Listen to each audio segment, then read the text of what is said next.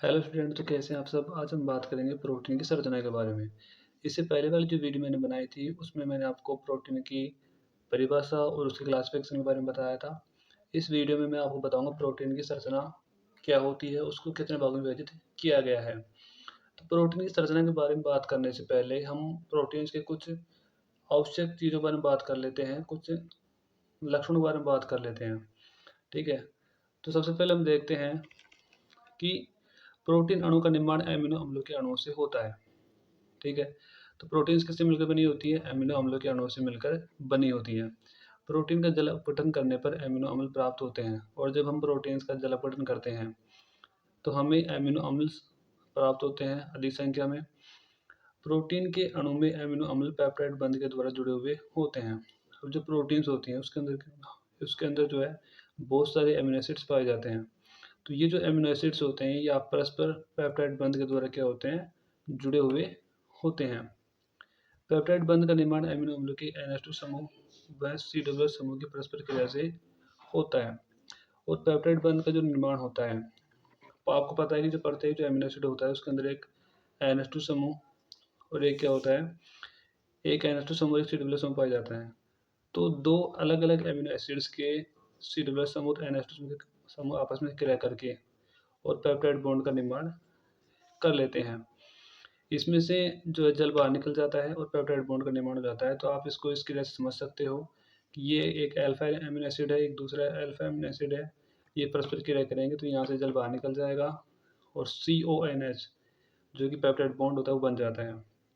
इस आप पेप्टाइड बोल सकते हो, या फिर अगर बहुत सारे जब पेप्टाइड जुड़ जाते हैं तो क्या हो जाता है, प्रोटीन्स का निर्माण हो जाता है। इसके बाद हम बात करेंगे प्रोटीन्स की संरचना के बारे में। तो प्रोटीन्स की संरचना को एक वैज्ञानिक था लिंडे लैंग। उसने प्रोटीन की अणु की जटिलता के आधार पर प्रोटीन्स को 4 भागों में विभाजित किया। मतलब एक वैज्ञानिक था, उसका नाम था लिंडे लैंग। उसने क्या किया कि प्रोटीन की जटिलता के आधार पर प्रोटीन को 4 भागों में विभाजित कर दिया। प्राथमिक संरचना, द्वितीयक संरचना, तृतीयक संरचना और चतुर्थक संरचना। हम प्रत्येक संरचना को नंबर वाइज देखेंगे। सबसे पहले हम बात करते हैं प्राथमिक संरचना की। ठीक है, तो प्राथमिक संरचना क्या होती है? देखो, प्रोटीन अणु की प्राथमिक संरचना को सन 1953 में सेंगर नामक वैज्ञानिक ने इंसुलिन में खोजा था। तो जो प्रोटीन की जो प्राथमिक संरचना है उसको 1953 के अंदर एक वैज्ञानिक था सेंगर, उसने खोजा था 1953 के अंदर इंसुलिन के अंदर, जो एक हार्मोन होता है उसके अंदर खोजा था। इसमें केवल संयोजक बंध पाए जाते हैं, और जो प्रोटीन की प्राथमिक संरचना होती है उसके अंदर केवल संयोजक बंध पाए जाते हैं। इसमें हाइड्रोजन बॉन्ड जो होते हैं वो एब्सेंट होते हैं। इसमें क्या होता है, केवल संयोजक बंध ही पाए जाते हैं। प्रोटीन अणु की प्राथमिक संरचना में पाए जाने वाले विभिन्न प्रकार के एमिनो अम्लों की संख्या व अनुक्रम निश्चित होता है। और प्रोटीन अणु की जो प्राथमिक संरचना होती है उसके अंदर विभिन्न प्रकार के जो एमिनो अम्लों की जो संख्या होती है और उनका जो अनुक्रम होता है वो निश्चित होता है। ऐसा नहीं कि उनका अनुक्रम बदल जाए या उनकी संख्या चेंज हो जाए।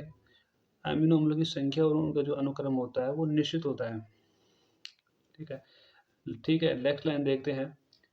विशिष्ट प्रकार की प्रोटीन में पाए जाने वाले एमिनो अम्लों का जुड़ने का, ये मैंने अब छोड़ दिया था तो मैंने दोबारा लिखा है यहाँ पे कि जुड़ने का अनुक्रम भी विशिष्ट होता है। हम बात करें विशिष्ट प्रकार की प्रोटीन की, तो विशिष्ट प्रकार की प्रोटीन के अंदर जो एमिनो अम्ल के जो जुड़ने का जो क्रम होता है वो भी विशिष्ट होता है, जो उसकी जैविक सक्रियता को दर्शाता है। इसका आप एक उदाहरण समझ सकते हो कि हमारे ब्लड के अंदर एक हीमोग्लोबिन की जो ग्लोबिन प्रोटीन होती है वो पाई जाती है। ये क्या करती है वो देखते हैं। रक्त में पाए जाने वाले हीमोग्लोबिन ग्लोबिन प्रोटीन श्वसन द्वारा ग्रहण की गई ऑक्सीजन को फेफड़ों से शरीर के विभिन्न भागों में पहुंचाती है। तो हमारे ब्लड के अंदर जो हीमोग्लोबिन की जो ग्लोबिन प्रोटीन होती है वो हम जो श्वसन के द्वारा जो ऑक्सीजन ग्रहण करते हैं उसको शरीर के फेफड़ों से शरीर के विभिन्न भागों में पहुंचाने का कार्य करती है। यदि इनमें से एक भी अमीनो अम्ल के अनुक्रम में परिवर्तन हो जाता है तो सिकल सेल एनीमिया रोग हो जाता है। और यदि इस ग्लोबिन के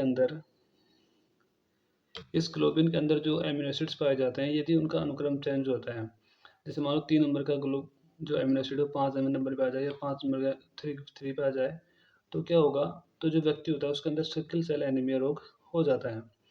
और हीमोग्लोबिन के अंदर 5 से उत्तर अमीनो एसिड्स पाए जाते हैं।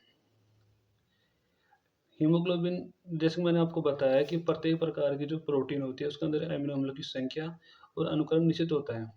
तो यहाँ के अंदर आपको बताया गया है कि जो ग्लोबिन होती है उसके अंदर 5 से उत्तर अमीनो एसिड पाए जाते हैं।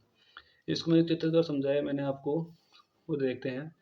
देखिए क्या है, एक प्राथमिक संरचना है प्रोटीन की। तो इसमें क्या होते हैं कि अमीनो एसिड एक निश्चित अनुक्रम में जुड़े हुए हैं, जैसे 1 2 3 4 5। यदि इनका अनुक्रम चेंज होता है ना, तो जो मानव जो शरीर होता है उसके अंदर विभिन्न प्रकार के रोग हो जाते हैं। इसके बाद हम बात करें द्वितीयक संरचना की, तो उसके वो हम अगली क्लास में करेंगे। आज के लिए बस इतना ही।